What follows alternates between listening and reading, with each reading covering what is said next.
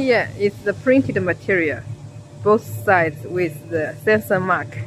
Go through the web guide, unwind the foam, and this part is important for push the edge and peeling the liner of the tape. And here roller for folding, for changing the angle. Now the second groove for changing angle. This one keep it not move. And here the third groove. And from here we see it is important. It is already folding. We see it. And here folding.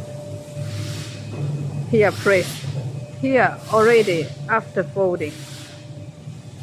We see it is mark to bottom mark, mark to mark, the same position.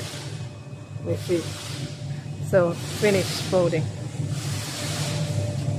So this is the whole process.